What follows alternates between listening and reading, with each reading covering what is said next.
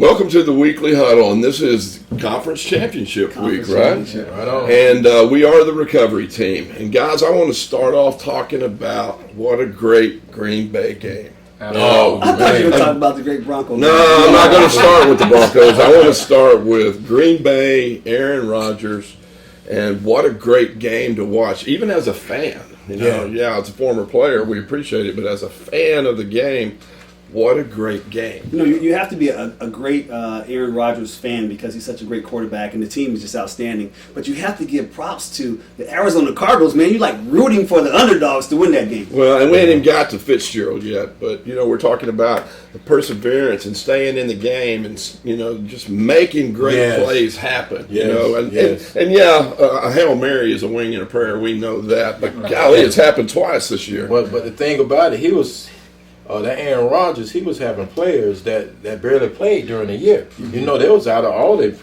starters as receivers. Them guys was just took off the cape and came out there and he made them look like stars. Mm-hmm. Right. I think what you got two excellent teams that fought to the end and beyond that. These guys were fighting. It was old school football. They were scrapping, and they fought 4 quarters and then some. And after the end, Arizona prevailed. But it was a great football game. The fans got their money's worth and then some because these guys fought and fought and fought until they couldn't fight anymore. Do you think it was a wonderful game? Do you think Arizona now goes in with the confidence knowing that they can play against a great team and put the points on the board like against someone like Cam Newton? Oh, absolutely. I do too. I think Palmer's playing. He's stepped his game up. Amazing. I think he's the real deal. Mm-hmm. And you have to be, especially us guys, older guys, we have to be appreciative and just admire what Fitzgerald's able to pull off. Absolutely. He's the heart and soul of that team, and too. it's good to see those old timers out there making a difference. I mean, he carried the whole team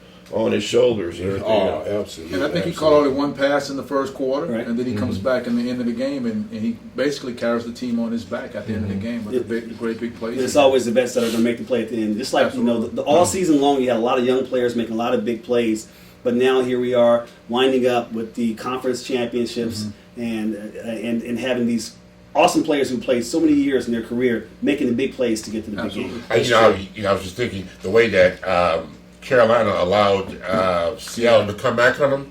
I think right now Carolina is just susceptible, and Arizona's the kind of team right now. I think that they realize if we jump on them fast, we can play with them or possibly beat them. So right now, I think it's going to be a great matchup between those two teams. It's going to be a toss-up who wins, whether they're playing at Carolina or not. I think that Arizona has a very good chance of upsetting those guys. Mm-hmm. Yeah. I feel like, just going back to Fitzgerald, that's remarkable. Being a free agent last year, they found a way to re-sign him. It's nothing like having that seasoned veteran, man. You've seen that he's been there before.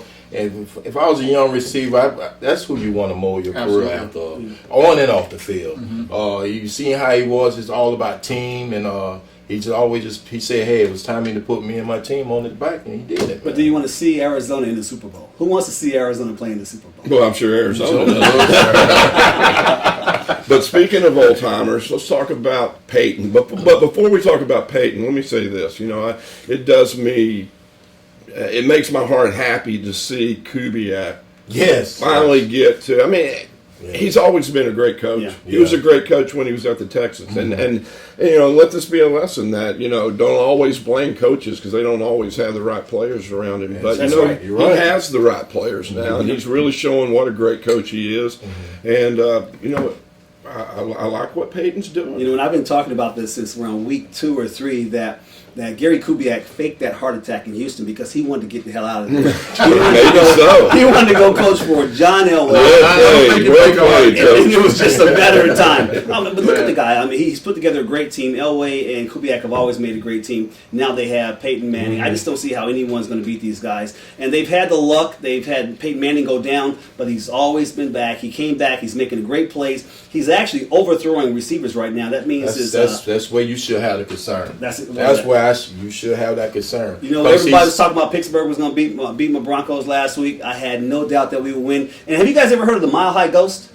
He likes to create fumbles at the end of the game, and you guys saw him. About you saying about him overthrowing you noticing he's throwing that ball too early. He can't throw that ball when the guys is getting really and their mode of running, you see, you have to anticipate it. Yeah. So that's not a good sign, especially in this cold weather coming up this week. Peyton didn't look that great to me. He wasn't the Peyton Manning of the old. What wins world championships, brother? I'm sorry? What wins world championships? Defense. Defense. But you know what? Defense can only be on the field for so long. That's true. And right now, when they go against Brady, He's loaded now. When they go He got against his Brady, guns. hey, they're gonna be tested. What happened to Big Ben? Big Ben isn't Tom Brady. Yeah, He ain't I agree with that. And then he didn't have Antonio Brown also. Right. Yeah. Come on now. But I think the other thing you got to look at too with these guys is, I mean, you just got the game plan, Peyton, whether he looks good or whether he looks perfect or not. You got to take into consideration he's on the field. Yeah. So you got to do that, whether he's looking great or not. And I think the Patriots are going to do that. I think it's going to be a great game. I think, Peyton, I think we all probably can say that it's going to be his last year, probably more than likely than none. And it would be great for the NFL, not just great for the NFL, but for him to go out on top. I think it would be that feel-good story. It would give the NFL, he would be the poster child for this team. I just got an email from Peyton. He said, tell Sean to shut up.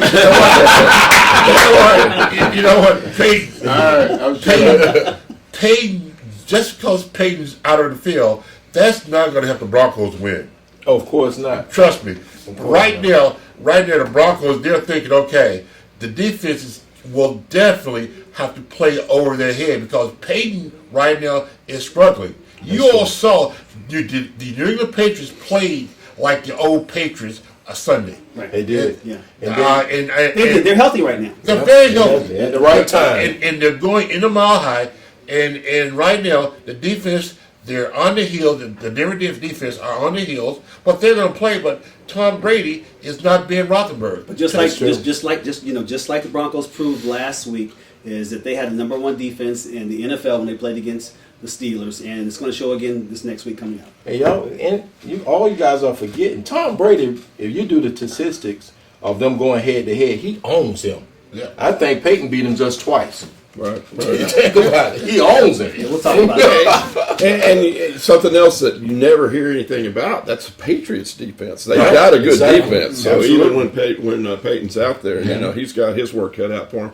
And these guys have been playing 19 games. Yeah. This is the 19th game. Mm-hmm. So injuries are going to start to play in. Yeah, whoever wins these games, they've got 2 weeks off to rest up for the Super Bowl. Absolutely. But 19 games, that's a lot. Yeah, that's a lot. And some of them didn't have a week off, so great things. I think it's going to be a great week of football, great weekend of football, and I'm looking forward to it. And we'll be right back. I ended up in a coma because I had drank so much alcohol and I stopped eating that everything in my body started shutting down. I was rushed to the hospital, and the next thing you know, 26 days later, I wake up and wished I was dead. We absolutely destroy the people's lives that we love. And when you get to the rehabilitation facility and you start listening, you start recognizing the damage that you did. And then you have to ask yourself, is it worth to go back out and do that to your loved ones again? Or is it time to do something about it? I'm the happiest I've ever been. I wasn't this happy when I was making millions of dollars. I wasn't this happy when I was so successful and everybody wanted signed autographs. I literally now, in this short time of being sober, have more than I've ever had during my career, or even before that, or even after that. My goal now is to stay sober for the rest of my life. Welcome back to the Weekly Huddle. We are the recovery team, and in this segment we wanted to talk about what families go through. I mean, we know addiction is such a family disease, and I've always said whenever the family gets well, the addict gets well. So we wanted to talk about different things that go on while they're in treatment, but also when you're trying to get somebody to treatment, the boundaries that you have to set, the consequences they have to have for their behavior, because, this is a family disease and everybody's affected. And how did you guys tell me your story about how your family played a part in getting you to treatment, and then even while you were inpatient? The tough thing with me, Randy, when my family got involved and knew that I had hit rock bottom and it was time for me to get the help that I needed, they were tired of enabling me and putting me in a position where they knew I was hiding the alcohol, they knew where I was hiding the drugs at, and they kind of backed away from me for a little while and just wouldn't give me give me anything. You know, they say, so listen, Vance, you can stay here, but you have a problem. You need to get some help, but we're just not going to stand by your side anymore with this until you do something about it, because you're killing us by killing yourself. And that's something that's happening to all these families out there. But families don't know how to detach with love, Randy, when it comes to this, and they need to figure that out. That there's nothing you can do. You can't love your loved one who's struggling with addiction through that process of wanting and needing to get out there and get the help that they need. You can't love them back to health. You can't love them back to health, because the addiction is the one that's speaking. It's a liar. And it's going to do anything it can, especially once it finds itself in trouble, to try to manipulate those loved ones to keep them in bondage to that person that's addicted. So do you think, had they not set those boundaries in your life, that maybe, well, eventually maybe you would have come in, but you think it prolonged or? Well, I'll tell you exactly what happened. My mom stopped talking to me, and my father stopped talking to me, my sister, my employee stopped talking to me at my restaurant. The only one I had to talk to was Randy Grimes, and he was the one that was following up with phone calls until I came to a place where I hit my rock bottom and there was nothing I can do. Reached up to my higher power, my Lord and Savior, man, and called Randy Grimes, and he said, Vance, we'll get you on the plane right away. Wow. Mac, what do you remember about the boundaries set in your life? What got you here? Well, what got me here was hitting the bottom. And my bottom was becoming homeless in Miami, Florida. Was that your family, though, that put you in that situation? No. My family, I was away from my family. I hid all this away from my family. My family, they were back in Tennessee, and I was here in Florida all along. But I was drinking and drugging, and I reached my bottom. How did that affect them? I think that's the key point, is how that family was affected by you. My family, they were affected by it, but they didn't actually see it firsthand. Okay. And I know one time, I shared just before, my sister made a statement that sometimes she wished that I was dead, because that way she would at least know where I was. But my turning point was when I, as I mentioned earlier, I was homeless here in Miami, Florida, and had lost everything. Lost totally everything, and was at a homeless shelter. And Matt, did you leave your family, though? Did you walk away from them? When I started playing football in Cleveland, I never moved back home. Okay. And I never walked away from my family, and my family, they were always there for me. But the embarrassment and shame that I had for myself, I didn't want them to see me like that. So I chose to stay away, drink and drugs, and be on my own, because I didn't want them to see me like that, because my father didn't raise me like that. So. But my life is wonderful now. My life is wonderful. I'm living the dream. I have so many positive people in my life. Awesome. Chris, what have you seen with the clients around here? Well, and talk about the things that you hear while they're inpatient, well, what they're saying when they're calling home, the manipulation that continues even while they're in here, with codependent parents back home, or codependent loved ones back home. I guess from the standpoint of seeing them on a daily basis, they try to make the loved ones feel guilty. Yeah. Why you have me here? All of that. Why you guys can't love me? These people are worse than me. Oh man, exactly. You should see the things what I'm going through right now. But the best thing that's for them, that I try to keep their mindset on, they need to start focusing on them. That you put yourself here, for one. And then I know about it from firsthand, just even going through it with my sister.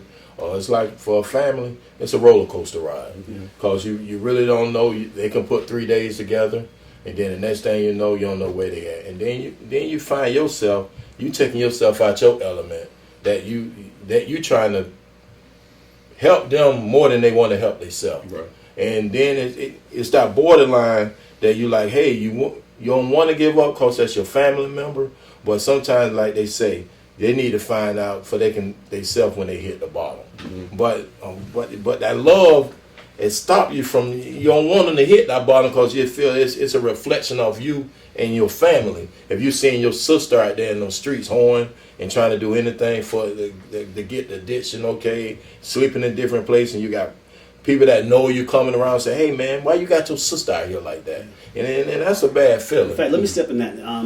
And I want to go public with this. You know, my son actually had a chance to go to rehab for 28 days that the NFL came out of their pocket to try to help him. And he's back out there now, and he's running the streets, and he's actually involved with the drugs again. And I'm trying to love him from a distance and let him understand that I'm here by your side, son, but I need you to want to make that change and want to change your mind and know that you need the help so that you can get into a facility, then go to a halfway house and stay away from this. But I'm not sure how to show him with love without sending him money or trying to get him in the right path at a distance like this. It's really hard. I'm glad I'm not around him watching it happen to him, but I lose a lot of sleep at night, and I'm not sure. Maybe I need to go to Al-Anon. Can you explain what Al-Anon is, Randy? Well, Al-Anon is a place where people that have addiction issues in their family, they can go and be. It's kind of like what we do. You know, we go to AA and NA meetings to be around other people like us and what we're going through. That's what Al-Anon's there for. You know, it teaches you about codependency. It teaches you about the behaviors of your addicted loved one. You know, and what you're going to go through, and it teaches you boundaries. So when I understand it, right? It teaches you boundaries and how to take care of yourself, not how to take care of the addict. How to take care of yourself and co-addict. And that's like I said, like I started the segment. Whenever the family gets well, the addict gets well. When the boundaries come out, the consequences come out. When the codependency stops, then that's when people get well. And you know, it's I say all the time to parents and loved ones, you know, it's a fine line between being a great mother, a great father, a great husband or wife, and being a classic codependent. And codependency kills more addicts and alcoholics every year than the drug and alcohol does. You know, my mother had a chance to actually come here and be a part of Family Week here at Behavioral Health, and she had a chance to get some tools so that when she went back home, she actually started to separate herself from me even more, and separate herself from my son even more, who was a little me, because we're both addicts. And I've seen just a world of difference in watching how she's grown, and actually she's a lot healthier now, not having to deal with my stuff and my son's stuff. Well, and you said the perfect phrase a minute ago. I didn't get well until my family detached with love. That's true. My wife left me, my kids moved out. You know, there wasn't much of a relationship there because of my addiction, but that's what it took. That was the bottom that I had to hit. And they detached with love. They set good, solid boundaries, and I responded. So it works. The manipulation continues even while they're in treatment. I tell people all the time, if you can't pick up, if they're calling you and you can't pick up the phone and say no, then don't pick up the phone. That's true. We'll be right back. Behavioral Health of the Palm Beaches Recovery Center for Men provides quality, evidence-based treatment to men battling addiction. Offering medical detox, expert counseling from licensed clinical therapists, and activity-based therapies, we help men overcome their addiction and rebuild their lives. We understand the unique substance abuse issues that men face and are ready to help you take your life back. Visit rehabformen.com to get your fresh start. Welcome back to the Weekly Huddle. We are the recovery team, and this is a segment we want to talk about this week's games. So I want you guys' picks, and I already know your pick. I don't even know why I'm starting with. My boy's been on my Broncos all season long, and I've been trying to tell them the Broncos will be there at the end, and the Broncos were my pick to go to the Super Bowl. And I'll tell you the reason why. You got the most celebrated quarterback in the NFL, 39 years old, and Peyton Manning. You got the second most celebrated quarterback in the NFL, and that is going to be the old boy up there in New England. I don't even want to mention his name. But we've got that guy's number. Yeah, Mr. Brady. You know what? Bill Belichick actually is starting to talk a little bit of crap. He normally doesn't do that, but he's been talking some crap about my boys over with the Broncos. And so hopefully they don't come in and deflate any footballs. I hear they're trying to steal playbooks, but I'm going with my Denver Broncos. They're going to win this ball game. It's going to be a great win, and we're going to be in the Super Bowl again. Chris? Well, I'm sorry to disappoint you. I'm going with Tom Brady. I love this because I see it like this. They don't have no answer for Gronk. Right. When he spread out wide, the only person they can put out there is they big your boy the corner. But you can't throw to I'm just saying. Well, you got Edelman. You got his tools back, and plus you got that fast line that you have. Yeah. His release is so quick. He about less than 2 seconds. That ball gone. Yeah. So I don't see y'all having playing against number one defense in the NFL. I understand that, but it don't mean nothing tomorrow. I mean, Saturday. So I'm gonna be honest with you. He's so nervous he can't even pick me. I'm going with New England. I'm seeing New England win by a way. I hope it's New England all the way down the road. Just keep an eye on it. Yeah, I'm going with Chris. I'm a New England guy. I'm a Tom Brady guy. I think their defense is playing good. I think as much as I like Kubiak, and want good things for him, I just don't think it's going to happen. Mm-hmm. And you know what? New England's been there so many times. I mean, they know how to act when but they everybody get there. wants to see Manning win the Super Bowl. No, Matt? Brother, I'm going to England. I love it. All the way. I'm getting As I said, Peyton, Peyton, he's a great player, but Brady's a better player, especially this time of year. So, Patriots all the way. Sean, I'm on this board by myself, man. Are you rolling with me? I got to go with the homeboy, man. You know, Peyton's from New Orleans, so Woo! my homeboy. I think he's going to win defensive championships. I'm on the gumbo together watching. I'm on the defensive player on this panel. Defense wins championships. That's right. So I'm going to go with the Denver's defense, and I'm going to go with Peyton. Denver's going to win Get your gumbo ready. I tell you what, you start us off with the Carolina pick. I tell you what, that's going to be a great game. Also, I think Cam Newton's going to be the X factor for the Panthers. But I tell you what, I'm going with Arizona, man. I love these guys. These guys got some fight. They're going to fight 4 quarters. I think their defense is going to prevail in the end. I'm going with Arizona Cardinals. Mac? It's a toss-up. Now, the home teams won every game last week. That's right. Carolina's defense really didn't impress me by allowing Seattle to get back into the ball game the way they did. So I'm going with Arizona. I think Arizona, once they start moving the ball, I think that they'll be able to stay in the game. And also, Arizona have a pretty good defense themselves. So I think it's going to be a great matchup. But I'm picking Arizona.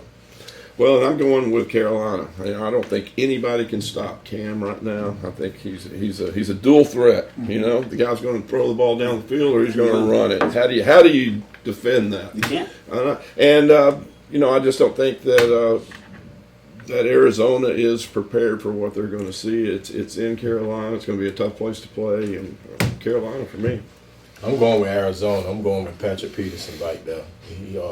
He's a player. That defense coming off that edge, I think they'll be able to contain Cam. And I'm seeing how that offense that Arizona have, Palmer, I think it's due for Palmer. Mm-hmm. I really feel that he's going to pull it off. I'm going with Arizona. Well, I'm going for a tie because it's really a toss-up who's going to win this ball game. So I'm going for a tie. So whoever has the ball last is going to win the ball game. Otherwise, it's going to be a blowout. But I think Cam's having a lot of fun right now. I think he's destined to go to the Super Bowl. He's put together a great team. Everyone believes in this guy, and you can't stop him, Randy, like you said. I think it's the first time we have 2 Heisman quarterbacks going head-to-head, too. Yeah. True. That's exactly right, yeah. Mm-hmm. And speaking of the Super Bowl, let's go ahead and let's get our picks in. Let's do it now. I've been riding them horses all year long. I've been riding them Broncos, some call us donkeys, all year long. I think it's going to be the Broncos in the Super Bowl, and I know we can beat Arizona, but unfortunately Cam Newton's going to be there as well. So I'm going Denver Broncos, Peyton Manning winning and retiring. Remember this. Write that down. Wow. I'm going Patriots, Arizona, so I'm going to go with Tom Brady. I'm going to go Patriots in Carolina, and I think the Patriots are going to probably prevail. Wow, they win another one. Mm-hmm. Patriots, Arizona, Tom Brady.